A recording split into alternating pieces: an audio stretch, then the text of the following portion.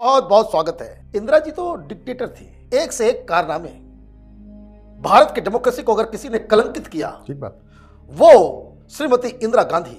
हालांकि उन्होंने कुछ अच्छे काम किए होंगे, लेकिन जहां तक संविधान का बात है, जहां तक देश में डेमोक्रेसी को पालने पोषने की बात है, उसमें तो इंदिरा गांधी को बिल्कुल ही कम मार्क्स मिलेंगे। क्या लगता है आपको? देखिए, संविधान की धज्जियां उड़ा दिया इंदिरा जी ने। मैं क्यों कह रहा हूं संविधान की धज्जियां उड़ा दिया?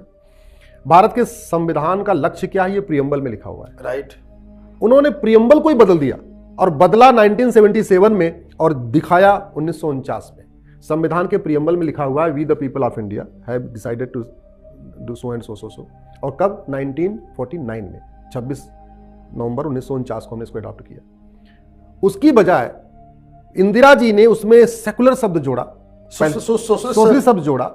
इमरजेंसी के दौरान कोई चर्चा नहीं, लोग जेल में पड़े हुए हैं, सब भागे भागे घूम रहे हैं, सारे नेता बेचारे इधर उधर छिपे हुए हैं, और ऐसे में पूरे बेसिक स्ट्रक्चर को बदल दिया। इसलिए कह रहा हूं संविधान की जो सबसे बड़ी हत्या किया है, संविधान की जो धज्जियां उड़ाई है, वो इंदिरा गांधी जी ने उड़ाई है। एक बात मुझे क्लियर कीजिए, आपने एक बहुत बड़ी बात कही है कि 77 में आप बदल रहे हो और दिखा रहे हो 1949। ये कैसे? यही तो किया है। आज भी आप प्रियम्बल उठा के देख लीजिए, प्रियम्बल में जो लिखा हुआ है, हम लोग इस संविधान को अडॉप्ट कर रहे हैं, और उसमें डेट पड़ी है 26 नवंबर 1949। आज भी देख लीजिए, आज भी लिखा हुआ है बाकायदा, ये देखिए 26 डे ऑफ नवंबर 1949। तो 1949 में प्रियम्बल फिक्स हो चुका है। संविधान का लक्ष्य क्या है, ये उन प्रियम्बल में लिखा जा चुका है 1949 में। उसमें दो शब्द जोड़ रही हैं और डेट वही पुरानी, तो बैक डेट में। ये संविधान में जो सेकुलर और सोशलिस्ट शब्द डाला गया है, क्या उसके ऊपर कोई फुटनोट डाला हुआ है कि इसको इतने में हम चेंज किया है? नहीं, फुटनोट डाल दिया कि हमने इसको 77 में चेंज किया। ओके। लेकिन नीचे की डेट जो है वो चेंज नहीं किया।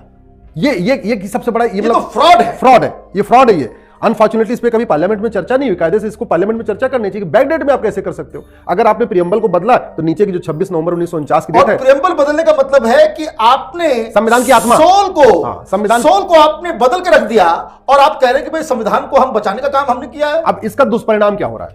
पहले बहुत तरीके से उन्होंने सेकुलर शब्द जोड़ा, और सेकुलर को उन्होंने धर्मनिरपेक्ष कह दिया, और धीरे धीरे उनके जो उनके तथाकथित नेता, अभिनेता, लेखक, बुद्धिजीवी जो उनके समर्थक थे, उन्होंने भी धीरे धीरे सेकुलर का मतलब धर्मनिरपेक्ष होता है ये कहना शुरू किया। आपने तो पीआईएल डाला हुआ है, हमने पीआईएल फाइल किया हुआ, हमने धर्मनिरपेक्ष शब्द को जो है हटाया जाए। हमने पीआईएल फाइल किया कि धर्म अलग है, रिलीजन अलग है, धर्मनिरपेक्ष शब्द सरकारी कागजों से, डॉक्यूमेंट से हटाया जाए। ये जो पासपोर्ट बनाते समय, राशन कार्ड बनाते समय, आधार बनाते समय पूछा जाता है वो बंद किया जाए। रिलीजन पूछा जाए। धर्म और रिलीजन में बहुत बड़ा अंतर है। रिलीजन का मतलब ये होता है जहां वन गॉड हो, वन बुक हो, और जहां केवल मेल की पूजा होती हो। ध्यान रखिएगा, रिलीजन में मेल की पूजा होती है, फीमेल की पूजा नहीं होती। रिलीजन में गॉड एक ही होता है, और रिलीजन में किताब एक होती है। इसलिए मैं कहता हूं इस्लाम एक रिलीजन है, वहां फीमेल गॉड की पूजा नहीं होती, वहां 10 किताबें नहीं है, वहां 10 भगवान भी, ईसाईयत में भी नहीं होती। ईसाईयत में भी नहीं होती।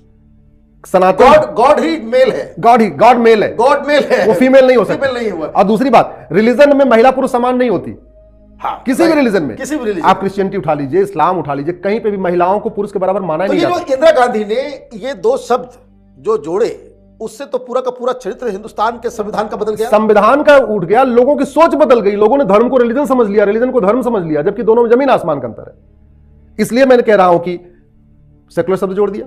1971 में एक नेशनल ऑनर एक्ट बनाया। नेशनल ऑनर एक्ट में जनगण मन कितने सेकंड में गाया जाएगा ये लिख दिया। जनगण मन से गाते समय सबको खड़ा होना है, ये भी फिक्स हो गया। जनगण मन की म्यूजिक क्या होगी, वो पूरा प्रोटोकॉल बन गया जनगण मन का। लेकिन वंदे मातरम, जिसके दम पे पूरा आजादी का आंदोलन हुआ, जिस वंदे मातरम को अंग्रेजों ने बैन कर दिया था, घबरा के वंदे मातरम को, उस वंदे मातरम के लिए ना म्यूजिक फिक्स किया, ना उसके लिए कोई प्रोटोकॉल बनाया, ना वंदे मातरम का अपमान करने में कितने साल सजा होगी, कुछ नहीं लिखा। तो वंदे मातरम को उन्होंने धीरे धीरे धीरे एकदम नेपथ्य में डाल दिया, उसको सीधे पीछे कर दिया और जनगण मन को उठा दिया। जबकि सच्चाई है, हमारे आजादी के आंदोलन में जनगण मन का कोई योगदान नहीं था। एक भी हमारा स्वतंत्रता संग्राम सेनानी जनगण मन गा के अपना बलिदान नहीं दिया था। सारे जो लोग लाठी खाते थे, डंडा खाते थे, फांसी पे चढ़ते थे, वो वंदे मातरम भारत माता की जय बोल के चढ़ते थे। कोई जनगण मन गा के फांसी के फंदे पे नहीं झूला। तो वंदे मातरम को एकदम किनारे कर दिया, इमरजेंसी लगा दिया। ये मुझे लगता है कि ये भी जानना जरूरी है कि ये जो इंदिरा गांधी ने ये काम किया, या वक्फ बोर्ड जो है की स्थापना 1954 में नेहरू ने की, ये मुस्लिम कट्टरपंथियों के दबाव में किया गया, और ये लोगों ने हिंदुस्तान में मुस्लिम कट्टरपंथियों को स्थापित करने में भूमिका निभाई है। जिस पर्सनल लॉ बोर्ड की आज चर्चा होती है, all India Muslim personal law board, इसकी स्थापना 1973 में इंदिरा गांधी ने कराई। आज ये जो सबसे बड़ा एक मुसीबत बन गया पर्सनल लॉ बोर्ड, जिसमें वैसी सारे उसके मेंबर हो चुके हैं, और हर जब देखो तब ये मीटिंग बुला के किसी भी चीज के खिलाफ। क्या ये all India Muslim personal law board को संवैधानिक संस्था है? ये सिंपल एक एनजीओ है, लेकिन इंदिरा ने उसको इतना प्रमोट किया कि कॉमन मैन उसको एक संवैधानिक संस्था समझता है। एक्चुअल में वो आज भी एक एनजीओ है। All India Muslim personal law board 1973 में गठित किया गया एक एनजीओ है, लेकिन उसको बैकअप ऐसा दिया, सपोर्ट ऐसा किया, उसकी हर बात ऐसे मानते गए, हर मीटिंग उसको बुलाते गए, जब कोई बातचीत हो तो भाई पर्सनल लॉ बोर्ड का एक रिप्रेजेंटेटिव होना चाहिए, ऐसा कर करके उसको इतना भाव दे दिया कि वो अपने आप में एक संवैधानिक संस्था। और मैं आपको बता दूं, ये मुस्लिम पर्सनल लॉ बोर्ड में ये ठीक वैसे जैसे कांग्रेसी राजनीति चलती है ना, ये सिर्फ खानदानी लोग, हाँ, कुछ इंस्टीट्यूशंस के लोग, वो मुस्लिम पॉपुलेशन का किसी भी तरीके से, और ये कभी इस पे हम लोग को बनाना चाहिए कि वो मुस्लिम समुदाय का रिप्रेजेंटेटिव नहीं है, वहां सिर्फ और सिर्फ 1 to 4, 4 to 1 करने वाले लोग बैठे। बिल्कुल ठीक बात है, बिल्कुल ठीक बात है। इसके बाद एक और बड़ा पाप किया 1981 में इंदिरा गांधी ने। याद रखिए 1916 में बीएचयू बना था, उसके 4 साल के बाद एएमयू बना, राइट। बनारस हिंदू यूनिवर्सिटी 1916 में, अलीगढ़ मुस्लिम यूनिवर्सिटी 1920 में। बनारस हिंदू यूनिवर्सिटी सबके लिए है, लेकिन अलीगढ़ मुस्लिम यूनिवर्सिटी को 1981 में कानून में बदलाव करके इंदिरा गांधी ने उसको माइनॉरिटी यूनिवर्सिटी बना दिया। मतलब मुस्लिम वोटों के लिए ये लोग कितना घेरेंगे भाई। हाँ, मतलब एएमयू केवल मुस्लिम्स का हो गया और बीएचयू सबका हो गया। मतलब गजब का उन्होंने काम किया। उसका नतीजा ये निकला कि आप देखिए 1981 के बाद बहुत तेजी के साथ अलीगढ़ में रेडिकलाइजेशन फैला। सिमी के लोग पकड़े गए, इसके लोग पकड़े गए, उसके लोग पकड़े गए। पाकिस्तान का पूरा आंदोलन वहीं शुरू हुआ। तो भैया जहां पे हमको पता चल रहा है कि यहां कुछ आग है, वहां पानी डालना चाहिए, वहां पेट्रोल डालना चाहिए। कायदे से अलीगढ़ मुस्लिम यूनिवर्सिटी में मुस्लिम शब्द भी हटा के उसका एक नेशनलाइजेशन करना चाहिए था, उसका नाम बदलना चाहिए था, उसका कुछ राष्ट्रीयकरण करना चाहिए था, वो नहीं किया इंदिरा ने। पूरे यूनिवर्सिटी का कूड़ा बना दिया इन लोगों ने। इंदिरा ने 1981 में एकदम कट्टरपंथियों की बात को माना, वहां रिजर्वेशन 50% रिजर्वेशन मुस्लिम्स का फिक्स कर दिया, उसको बाकायदा माइनॉरिटी यूनिवर्सिटी का दर्जा दे दिया। तो आप देखिए उसके बाद वहां पे, उसके बाद जिन्ना की वहां तस्वीर लगने लग गई, इसकी भी लगने लग गई, उसकी भी लगने लग गई। अलीगढ़ में क्या क्या हुआ है, सीए का आंदोलन के दौरान क्या हुआ, यूसीसी की बात आती है तो क्या होता है, लोग पकड़े जाते हैं अलग अलग एंटी नेशनल गतिविधियों में। वहां पे एंटी नेशनल गतिविधियों में शामिल जो है नक्सलाइट्स, ये गौतम नौलखा जैसे लोगों के लिए बाकायदा स्टेज दे दिया जाता है। तो इंदिरा गांधी का अगर आप काम ध्यान से देखिए, उन्होंने संविधान की भावना जो थी कि भैया हमको कठोर कानून बनाना है, हमको नक्सलवाद खत्म करना है, हमको माओवाद खत्म करना है, हमको जिहाद खत्म करना, हमको मजहबी उन्माद खत्म करना, इसके लिए कोई काम नहीं किया। केवल और केवल तुष्टीकरण की नीति को अपनाया। और एक छोटे से अमेंडमेंट जो सेकुलर शब्द है, उसका इतना बड़ा रेमिफिकेशन है, इतना उसका लार्जर रेमिफिकेशन है, आज हमारे आपके सामने दिख रहा है। इसको तो हटाना चाहिए। सुप्रीम कोर्ट, हाई कोर्ट भी वो सेकुलर शब्द पढ़ के बने हुए हैं। मुझे तो लगता है कि इन दोनों शब्दों को हटाना चाहिए, तत्काल हटाना चाहिए। भैया इस संविधान का लक्ष्य है राम राज्य की स्थापना। संविधान का लक्ष्य है भारत की संस्कृति को मजबूत करना, भारत की परंपरा को मजबूत करना, भारत के रीति रिवाज को मजबूत करना, भारत के ज्ञान विज्ञान को आगे बढ़ाना।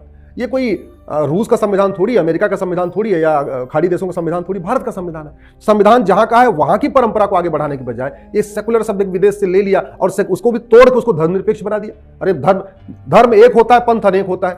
जब धर्म एक है तो फिर संविधान में इसमें ऑफिस जनता क्या करे ये बताइए, इसका क्या? मैं तो जनता से कहता हूं कि सोशल मीडिया का उपयोग राष्ट्रहित में करिए, फेसबुक पे अपने फ्रेंड की संख्या बढ़ाइए, वीडियोस को अधिक से अधिक शेयर करिए, अपने अपने सांसदों से सब महीने में एक बार मिलिए। भाई छुट्टी, आप घूमने टहलने के लिए छुट्टी कर सकते हैं, बर्थडे मनाने के लिए छुट्टी कर सकते हैं, अपने अपने सांसद को पकड़िए। अभी इलेक्शन का माहौल आ रहा है, सीधे लिखना शुरू करिए कि जो सेकुलरिज्म को खत्म करेगा हम उसको वोट देंगे, जो एक भारत श्रेष्ठ भारत के लिए काम करेगा, जो पर्सनल लॉ खत्म करेगा उसके लिए हम वोट करेंगे। आप अपील करें, जो इक्वालिटी के लिए काम करेगा, जो एक संविधान के लिए काम करेगा, एक तरह के कानून के लिए काम करेगा, उसको वोट देंगे। जो आदमी गुलामी का नाम हटाएगा, गुलामी के निशान हटाएगा, गुलामी की परंपरा हटाएगा, गुलामी की कुरीतियां खत्म करेगा, गुलामी के रीति रिवाज खत्म करेगा, गुलामी की पुलिस व्यवस्था खत्म करेगा, गुलामी की न्यायिक व्यवस्था खत्म करेगा, गुलामी की प्रशासनिक व्यवस्था खत्म करेगा, हम उसको वोट देंगे। एक बार जनता इसको लिखना शुरू कर देना, मैं कह रहा हूं सारी पॉलिटिकल पार्टियां लाइन में आ जाएंगी, सबके दिमाग ठीक हो जाएंगे। अभी पॉलिटिकल पार्टियों को लगता है इनको चारा फेंक दो, अगड़ा बनाम पिछड़ा कर दो, दलित बनाम संवर्ण कर दो, हिंदू बनाम मुस्लिम कर दो, 10-15 दलाल पत्रकारों को जो है जोड़ लो, पैसे दे दो, जोड़ लो, वो आपके लिए जो है बैटिंग करता रहेगा।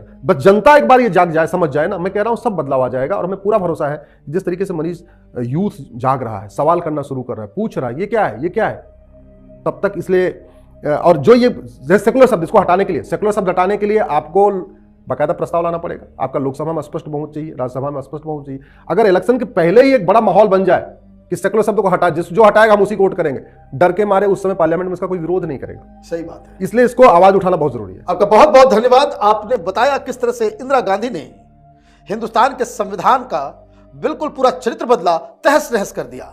अगर आपको ये वीडियो पसंद आया तो आप इसे लाइक करें, शेयर करें।